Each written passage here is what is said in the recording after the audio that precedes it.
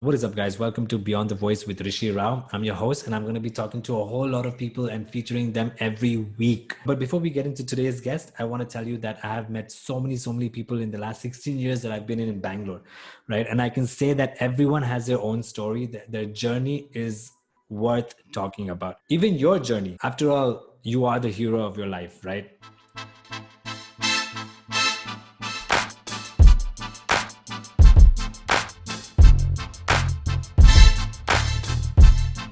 Okay, let's talk about today's guest. He was born and brought up in Bangalore. He is a proper local guy, but he doesn't act like it for sure. He's actually by degree a mechanical engineer, but he turned out to be one of those fun young RJs of Bangalore, if you know what I mean. He's done many shows and also choreographed many dances, many sangeets. But today he's an international level radio presenter in a well-known radio station in Oman. From Lester Dcouto to Lesteriffik to big boy dances, let's welcome the one and only Lester Dcouto. Tell me about yourself first.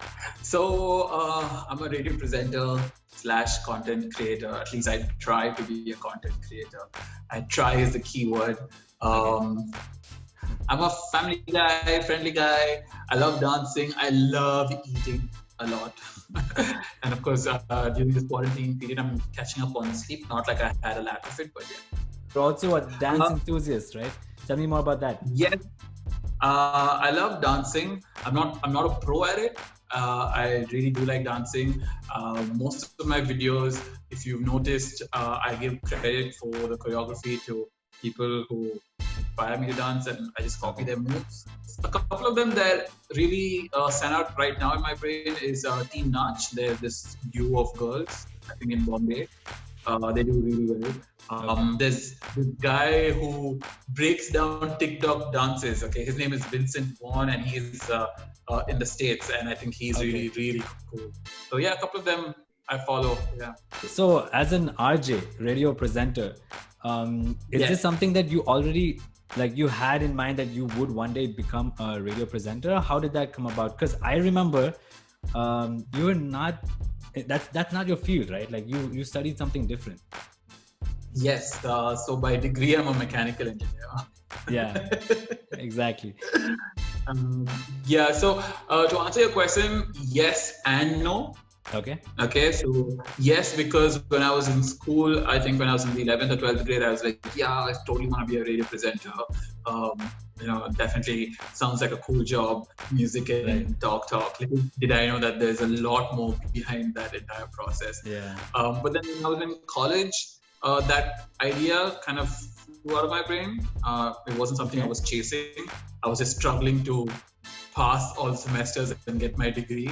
And then after that, I realized that corporate or maybe mechanical engineering wasn't really for me. Although now when I look at pay packages, I wish I stuck to mechanical engineering. Right. The money you receive in the Middle East is crazy, just FYI. So those who are studying mechanical engineering, if you get a job in the Middle East, you're going to make buckloads of cash. But yeah, coming back, I graduated and I was just like, what do I do? So I took a year off freelancing, and I joined a friend to do some event management. Varun, Punchline Comics, we did for about a couple of months or close to a year actually. And that was the time when the radio station that I was working for in Bangalore put out this advert that they were looking for people to join the event management team. Had the interview, didn't get through, and I was shown the door. But a month and a half later, the programming director at that time called me up and said, would you like to join our programming team as a junior producer? Oh, wow. With no experience, I was just like, why not? Because I wasn't doing anything at that time, right? I really wanted You had time to kill, basically. Yeah, I had time to kill and I wanted a constant income also. Right. I had done enough of sitting on my big behind at home. So yeah, I went, joined, and I think within a couple of weeks, I was doing traffic updates for the morning show. And yeah, I didn't look back after that. Okay, wow. That sounds like an interesting journey. To be honest, I actually didn't know that bit about that event management thing. I didn't know that's what you had applied for. That's really cool though. But you joined as a junior producer. So were you the producer for the morning show? Just the producer? Correct. Okay. Just a producer and traffic update like a couple of weeks later, and then from there it moved on to filling in for someone who couldn't do the show. And then I think it's also about being at the right place at the right time. Right. One of the senior radio presenters, one of the senior radio presenters decided to jump ship and do something different for another station and expand his horizon. Obviously, that person's doing really well right now. Right. He made a good decision. So when he moved, they were looking for other seasoned radio presenters, but I don't think they could fill it immediately at that point. So then they did a reshuffle, and eventually I got my own show in the middle of the morning. It was between 11 to 2. So I was like, yay! Okay. I got my own show. So then on, it's been a wild journey from mid-morning to being a third meal on the breakfast show to doing a solid 5-hour afternoon show, then to move to the Middle East and host my own breakfast show. So yeah, it's been good. That's awesome. I get a lot of questions. So we obviously know that we're in the same industry. But I get a lot of questions from people who come into the station and they say, like, how does one apply for being an RJ? Right? And how does one even get a chance to work in a radio station? Now, you're a classic example of someone who, did not study the field, but then got into it like this. Now, what would you have to say to somebody who would probably already have some work experience, but then again, they want to be an RJ, like they want to be a radio presenter or any presenter of that sort? It is possible. I'm not going to say no. Again, it's about, you need to have a little bit of a luck. It's being, like I mentioned, being at the right place at the right time. And of course, when you get that opportunity, you need to back it up with your own talent and personality, because a lot of us can talk, but it's the way you put stuff out there, and it's the way you put content out there, it's the way you communicate. And it also differs from station to station.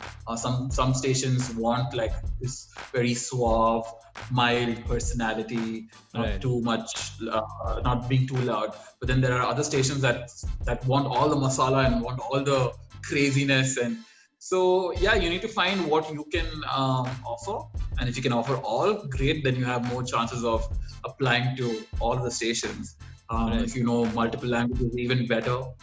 That's definitely always a plus point. Something that I'm going to be honest with is lacking in my caliber. I try, but it just doesn't work. To those who study, obviously there's going to be a slight edge, because any media field for that matter will always look for freshers who have a bit of studying knowledge from that background. Other than that, even if you don't, you can make it, and I'm an example of that. And I know there are so many radio presenters in Bangalore, in India, across the world who are examples of that. Your answer was very elaborate.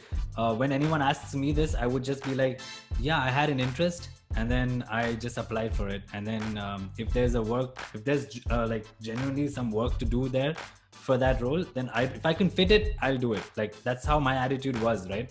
Like, that I was a visualizer before in a previous radio station, and then now I'm actually a station producer. So like the idea of shifting from a marketing section to a programming section, I feel like there's something in terms of like, if you have that inclination towards content creation, I feel like that would actually help you out a lot. That's what I tell people. Yeah, absolutely. And also the arts or the media field is one field where you can actually grow from department to department. It's kind of like merged departments. It's not like corporate where you're in this particular department or in that, but you can always grow. Like you said, from visualizer, you jumped to the programming and station producing side. So I think that's an added advantage in this field. You get to learn a lot. Yeah, you basically learn like the traits of each and every department. Like, you end up talking to the marketing team, the creative solutions team, and everyone in the team, in the whole company, basically the whole station. It's also possibly because the company can't pay and hire more people, so they just like double up guys. Just do more things for the same role. For the same amount of salary. I've been there too. Now let me ask you one more question. Okay, like now since that you have shifted from being a mechanical engineer to a radio presenter, how did the family take that?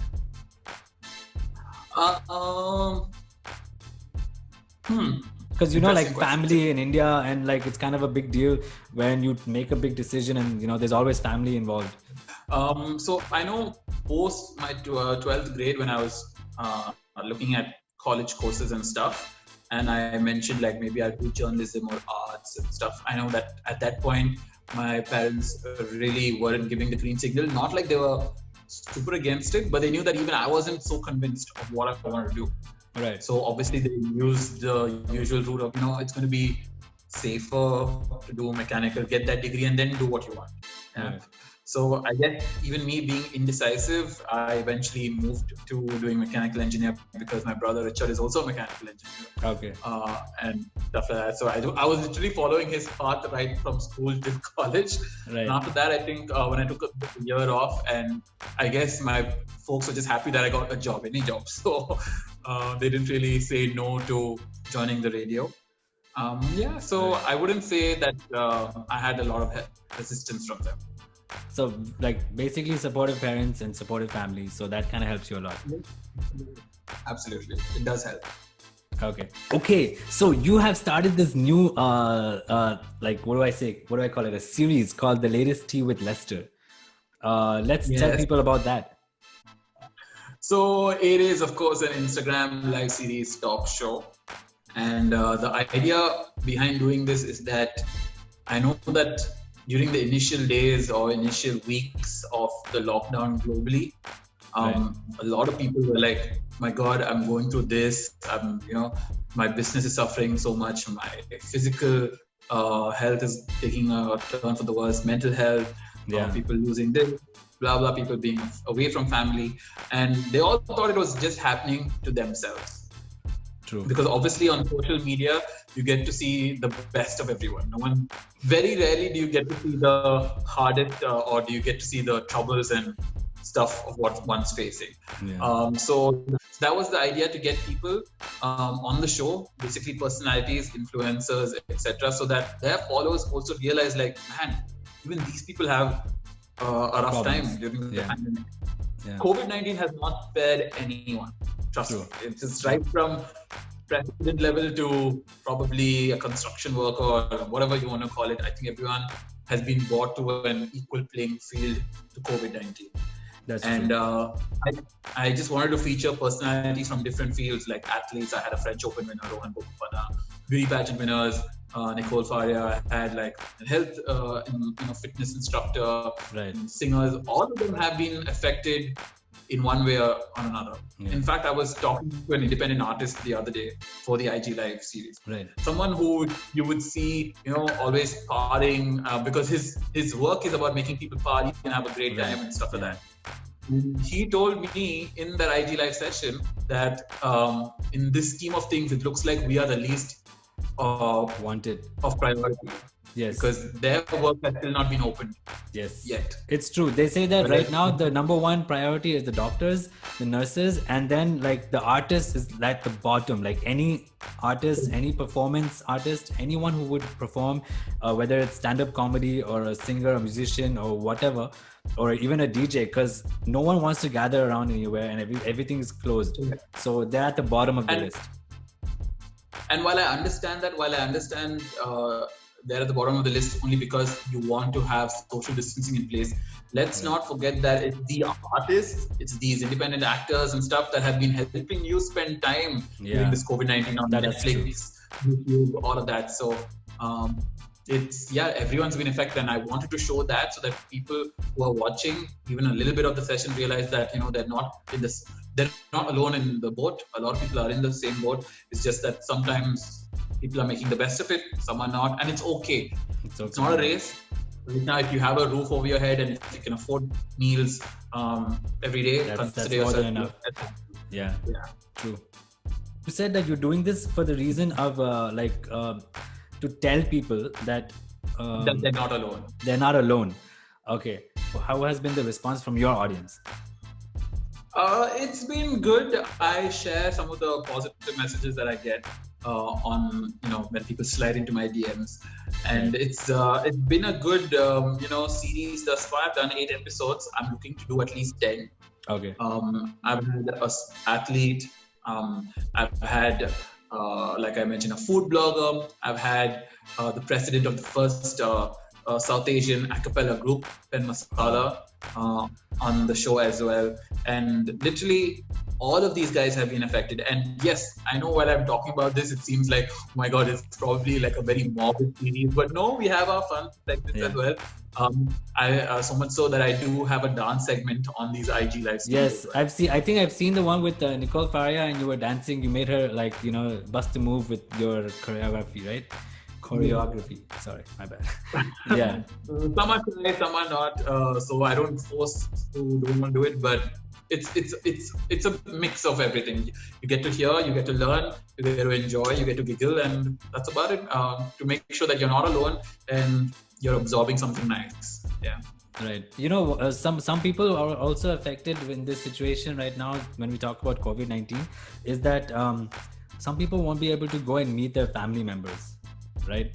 And I think you're also in that list where you want to come back to Bangalore and be with the family. I think you plan to come down sometime soon, right? Like you had your plans. Yeah, I definitely had plans because over here, Eid is a very big thing. So we get a big break. Right. There was like I think a week. So if you add 5 days in the weekend, on I decided it's 9 days. Right. I'm just actually a 3-hour flight away. But no, I came back here in Jan 9th to be specific. Wow. And now we're touching up almost 8 months of not coming back. Damn. Wow. And that's another thing I want to mention, if you can let me, is that check up on people who are staying alone. Yeah. Because I know at this point in time, a lot of people are lucky and fortunate to stay with their family or their partners or maybe roommates. But there are a lot of them who are also alone. So you should check in on them. Fortunately, I do have an aunt and uncle here in Muscat. They've been a great support and backbone to my well-being here. I also have some good friends. But at the end of the day, you are staying alone. So it kind of gets lonely at times. I'm going to be honest. Yeah, I mean, it's true. Like, to be honest, right? Like, I'm one person who would always want to be outside, and I probably meet most of my friends outside, colleagues or whoever it is, right? Mm-hmm. But then sitting at home, I mean, I'm obviously blessed to have the family with me, but then at the same time, like, I don't have any other interaction whatsoever outside of this like building, right? Like, I haven't gone to meet any of my friends. My best friends are just still sitting down at home, and then we're always just texting every once in a while, right? But just not being able to see my friends, it's like a big deal, right? Like I might find it a big deal, but then like what you're saying, like for those people who stay alone, right? Like they really need to be checked up on, like you said. Like I think that's a really good message that you're sending out there. That's really good. Now I wanted to also check in with Rishi, by the way. Even though you have a family, I check in with Rishi. That's true. That's true. You do. And it's mutual too, right? I do message you sometimes. I probably just send you a voice note. Yeah. Right. But I mean, yeah, very good point though. Like, I think that's something that people should consider. Like in terms of like, you have a friend, you remember them. It doesn't hurt you to send a voice note. Like it really doesn't. It's a very just say hi. That's it. Even if you forget about why you want to even text them, like I do that sometimes to some people. Like I just message saying hey, and then 5 days later I'll be like, oh shit, I messaged this guy, and then I'll forget, right? But then at least they know that you're thinking about them, right? True. Okay, what would you do with your family when you come back, or before COVID-19? So there's a saying that you won't know the value of something until it's taken away from you. Yeah. And obviously, when I was in Bangalore, family time wasn't so much. You took it for granted, basically. You took it for granted. You're anyway in the same house. You're having dinner with them. It's probably breakfast and lunches at your workspace, etc., etc. It's only when I moved this side, I'm just like, usually at this point in time, we would be doing this or we would be doing that, and obviously, you miss that. And I would say I've grown a lot closer to family being apart, which is so weird. But yeah, I think my brother and I now chat almost quite regularly. I check in with my other family members quite often. We have a new family member, a dog, Dasher, which I am missing. Actually, I haven't seen any pictures of him. That's because I haven't been able to spend time with. So this happened when you were there, or you had the dog before you left? No, we got Dasher in December. Oh, for And Christmas. of course, yes. And I only got to spend 2 weeks with him before I was Oh my God. flying back. I don't think Dasha is going to remember you, bro. I don't. I don't. Okay. He literally worships my knees right now. So I'm pretty sure when I go back to try and discipline my knees, I'm going to get barked at. So getting barked at is much better than getting bit. Okay, so it's fine. Right? I agree with you. Okay, one of the things that I like about Beyond the Voice with Rishi Rao is that I have a particular segment. This segment, it's called What's in the Picture. Okay, and I'm going to show you a couple of pictures that I have I've taken from our history. At the same time, some of them from your Instagram as well. Oh wait, these are pictures about me? Yes, about you. Since we have history, I got these pictures and I thought, okay, this would be something interesting that, you know, a lot of people don't know about Lester Dcouto. And I thought, let's go ahead and put this out there. You ready for your picture number 1? Yeah. All right. What's in the picture? What's in this picture?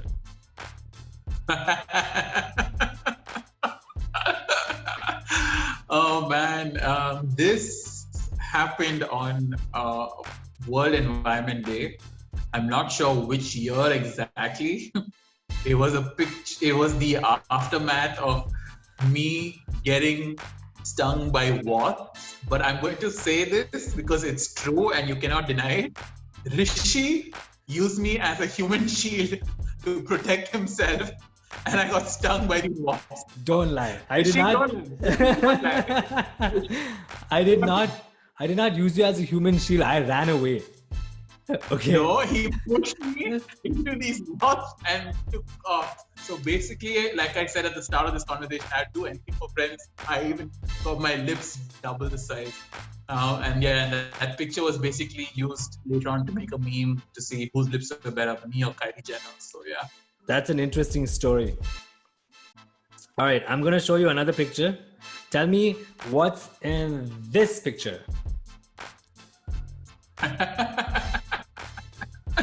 So this was basically one of the guests that I had on my radio show back in Bangalore.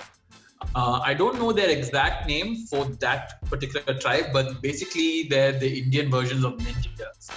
And he was showing me a few moves, so much so that I'm pretty sure my wrist and my ankle, he flipped me over. And that was probably one of the frames when I was getting my behind handed to me on a platter. So, yeah. I remember that. I was there. It's true, guys. He got his ass beat. Okay. All right. Let's. I feel like you knew this was coming, but tell me what's in this picture.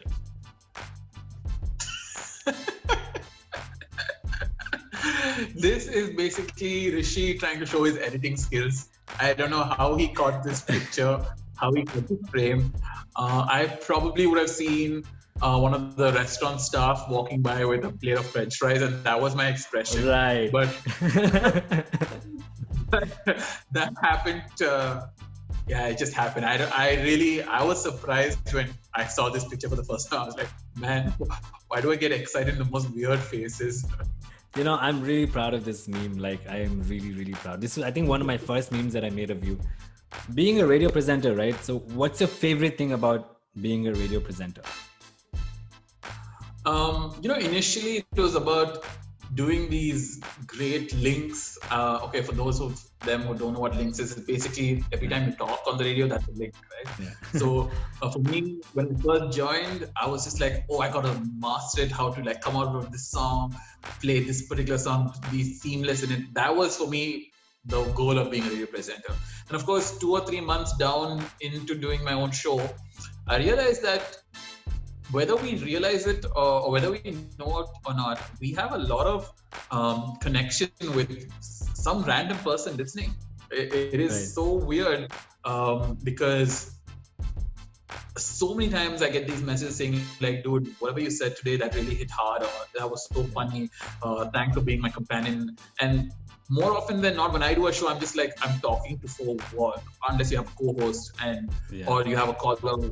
Radio is supposed to be two-way, but sometimes it's just like talking to a wall, right? So when you get these messages on WhatsApp or you get it on your own social media accounts, it's great. So I think that personal connect on radio even though you're talking to so many people, is the best thing. And when you get that feedback saying that you've made that connection, the feeling is. But I'm sure that's not the only thing you would probably get, right? Like you get that connection with them, but then there are some people who would also criticize what you say and what you do. How would you handle that? I've grown a little bit to have a thick skin. I'm not saying it doesn't affect me at all, but I think I've told you this before, that when I was first given the show, I think a lot of people don't like change. Even I don't like change. Yeah. Let's just face it, that's something. So suddenly when a new voice comes in, they're going to be like, who's this guy? And obviously I was a newbie. I was very nervous the first 2 weeks or something, stuttering, blah, blah, blah. And I remember that all my colleagues were trying to help me out. They were looking through all of the screens saying, do this, do that, blah, blah. Right. So during that initial days, I got a lot of hate messages saying like, who is this guy? You know, take him off, get the other person back. And so at that time, it really puts it dampens your spirit. Right. And it happens now also, because sometimes you could say something and somebody might not like it. Right. You have nowadays, it's so easy to offend somebody nowadays. It's so easy to offend somebody. It's not about offending also. Like, I might not like a movie, and because I get to host a show, I can convey my opinion. But recently I did say that I did not like a particular movie that absolutely, I think 99% of the world loved the movie, and I was that one person that didn't like it. And they were like, what are you saying? Like, blah, blah, blah. And I got hate messages, but I'm just like, hey, it's my opinion. Let's agree to disagree.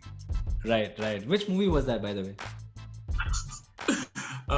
See, the guy acted really well. Okay. I didn't like the entire movie together. I'm talking about the Joker.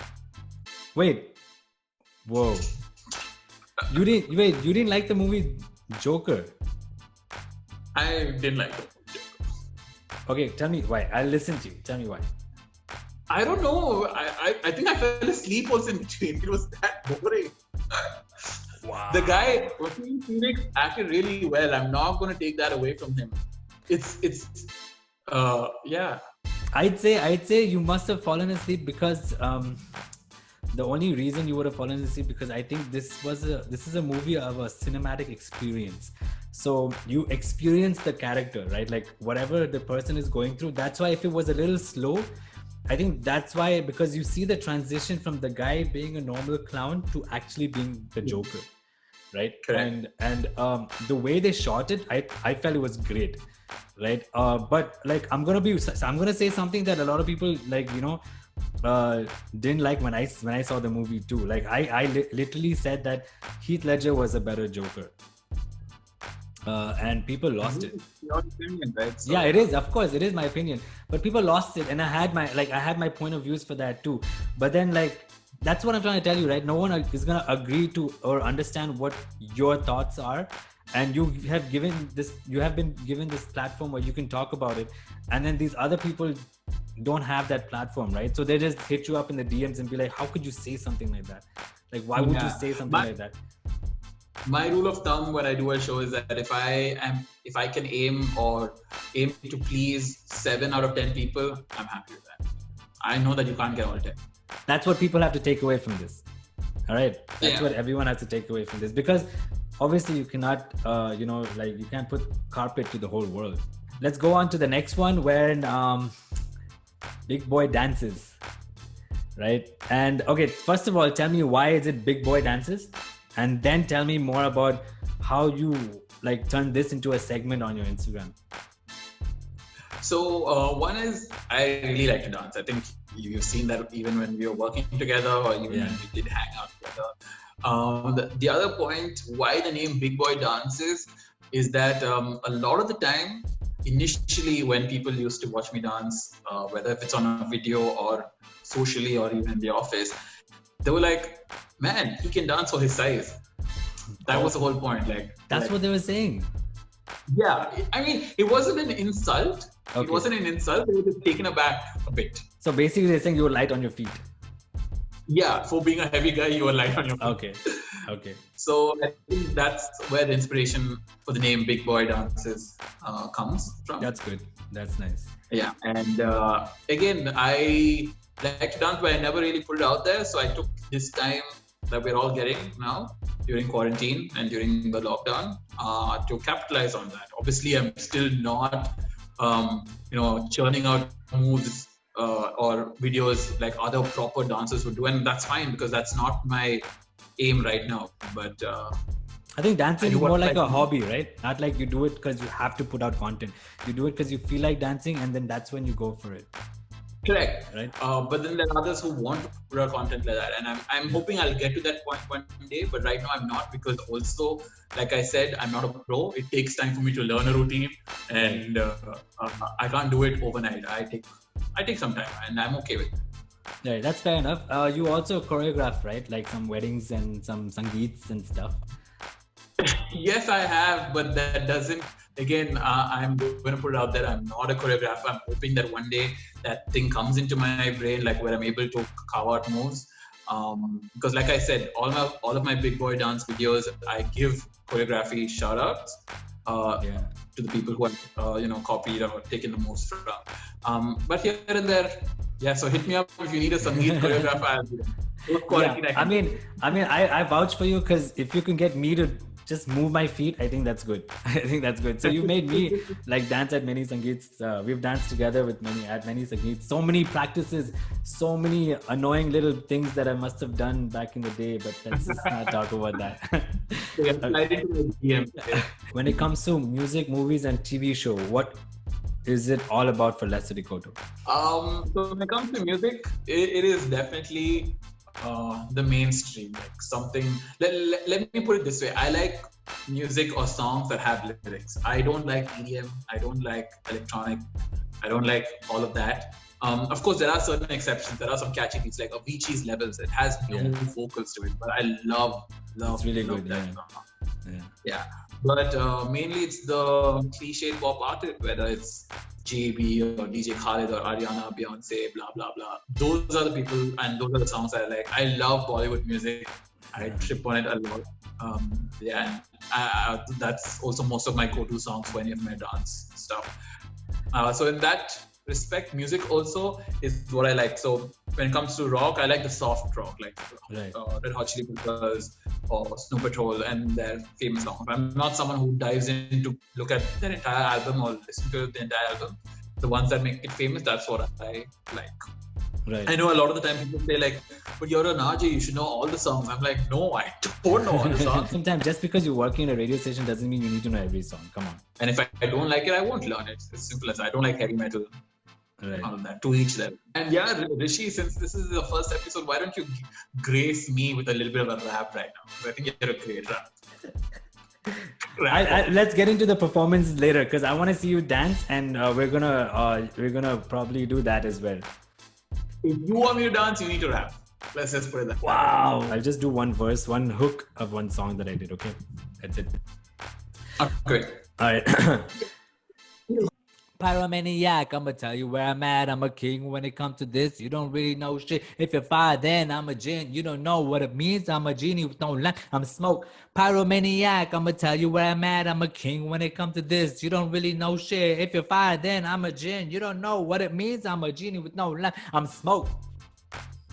That's about it. So movies, you were continuing that answer with movies and TV shows. Again, it's just there's no special genre, etc. that I want to watch or think. It's just feel good movies, feel good TV shows. What I'm watching right now on Netflix is Queen of the South. Okay. And I'm learning a lot of cuss words in Spanish. I would be so honored to use one right now on you, but I refrain from that. I know what words you could use on me. I've heard them a lot. Okay, let's not get into that. I'm gonna put. I like chick flicks. I've seen Ugly Betty. I've seen Desperate Housewives. I've seen. Right. I also watch trash reality show. Wow. Which I like. I like reality shows, even trash. Yeah. I mean, the only reality show. I mean, I don't even know if this counts as a reality show, but have you heard of this series called Jackass? No, you might not like it if you don't like disgusting things. Okay, they're basically a bunch of friends who play pranks on each other. Impractical Jokers. Impractical Jokers I think is more for a larger audience because it's a little clean. You won't even know when I'm just gonna wear a boxing gloves and randomly punch you in the face. Like, it's so random. Yeah, like, it's so random. But then that's what they call jackasses, right? But then, I guess that's why you watch. You're a pendejo. I had to throw in a Pendejo. Spanish cuss. You know what? I have not heard that in so long. The last time I heard that was on Narcos. Okay. When we were watching that. So a lot of people actually learned a lot of words in Spanish because of watching Narcos. Yeah, it's unfortunate that we're only learning the cuss words, but it's okay. Something better than nothing. Yeah, but that's how you start a new language. I'd like to end this podcast with a positive note. So I want you to give any advice that you can give to our viewers. Well, before the advice, I just want to say that it took a pandemic for all of us to realize that we don't have to consume so much like how we were before. Like you're shopping less, you're eating out less, and you're still surviving. It helps you financially. So yeah, try and consume less so that you're also helping out Mother Nature, because I would say even driving less, it reduces carbon footprint. It also is a big message to organizations and corporates to say that you don't have to sit in an office for 9 hours. You can get the job done at home as well. True. So keep that post-pandemic. Advice is like, listen, we're all in this together. We're all in the same boat.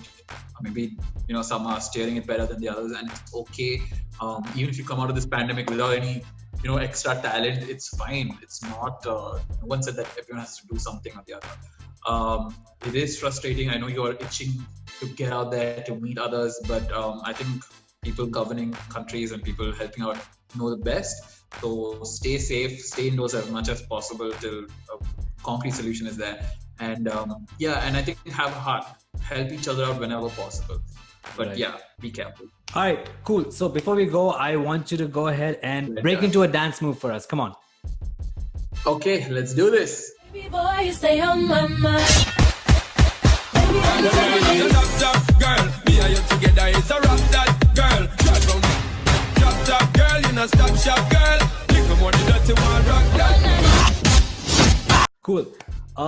Thank you so much for being a part of this show. This has been like a big project that I've been planning to do, and I finally took that first step to go ahead and do it. And you are my first guest, and it's honestly a real honor to have you on this show, because I've worked with you. I know most of your history. I know a lot about you, and we're like really close friends. At the same time, we keep things professional like this, and man, the history and everything put together, like, I really want to thank you for being part of this. Guys, go check him out, Lester Dcouto. I'll put in the links in the description. Well, Rishi, I want to say thank you. It's been a great time and a pleasure to be on this project of yours, and someone that I've seen that has grown so much. You're insanely talented, and I'm not saying this for the first time on camera. I've said it before. All of your friends, our mutual friends, have said it.